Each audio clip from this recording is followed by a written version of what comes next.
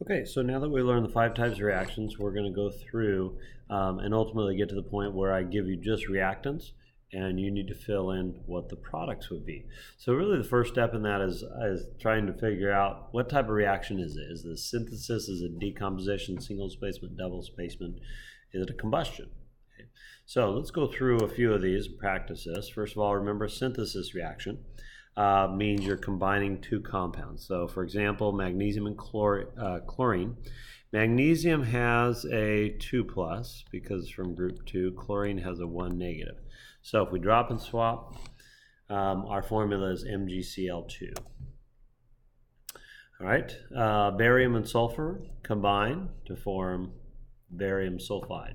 Barium has a 2 plus, sulfur has a 2 negative, so we just need one of each.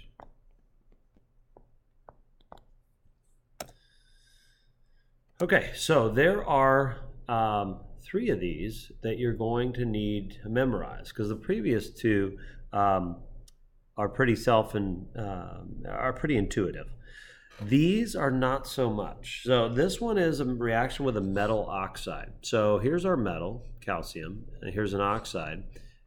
Anytime you mix any metal oxide with water, it's always going to produce a metal hydroxide. And what we see here is we've in fact formed on this one calcium hydroxide. Now, to write the formula, calcium has a 2 plus, hydroxide has a 1 negative. Okay? So the reason it's in yellow is because you need to memorize that one. So you mix those two form a metal oxide. Okay, so that's the only one of the synthesis ones that you actually have to memorize because it doesn't synthesize intuitively, I should say.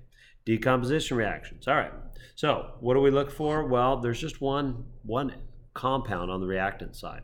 So this is going to break apart into its 2 elements, hydrogen and oxygen. All right, next up. And remember hydrogen's diatomic. Oxygen is diatomic as well. Remember there's 7 of them. Next, metal carbonates. Okay, so here's another one that you're going to have to memorize. Okay, there's really only about 4 of these that you actually have to memorize. Others, you just look for clues as to what type of reaction they are. Okay, a metal carbonate. So here's a metal, calcium, for example. Here's a carbonate. So it could be calcium carbonate, it could be potassium carbonate, any sort of metal carbonate. Here's what happens. Here's what I like to do. I like to figure out all these are going to give off gases. And so what is helpful with these is to figure out what type of gas this gives off. So a possibility would be oxygen, right? But then what happens to the carbon? So what happens for this one is it gives off CO2 and it leaves a metal oxide behind, in this case calcium oxide. Okay? So remember, a metal carbonate gives off CO2 gas, and then a metal oxide is what's left over. So you need to memorize that one.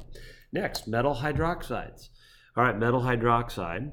Okay, again, we need to decide what gas is it going to give off. Well, it's actually going to give off water vapor, and it's also going to leave behind a metal oxide. So if you notice, that's what those 2 have in common. They both leave behind a metal oxide and give off a gas, CO2 and water vapor. Okay, third one you have to memorize on this, metal chlorates. So remember a chlorate is a polyatomic ion, ClO3. So it could be potassium chlorate, calcium, magnesium chlorate, any kind of chlorate. So again, what we need to decide is what kind of gas is this going to give off? Well, it gives off oxygen gas. So essentially what happens is it gets rid of the oxygen and leaves behind your binary ionic. Okay.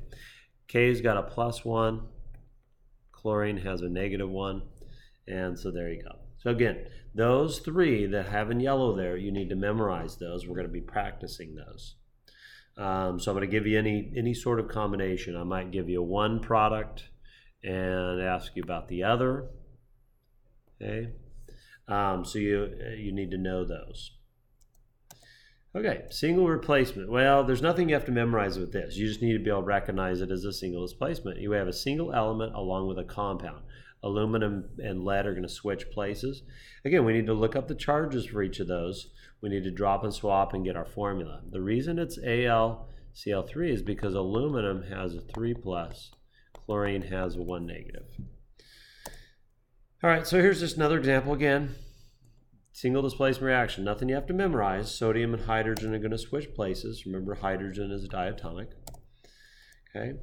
Again, another one, magnesium and hydrogen. They're going to switch places. They both form positive charges.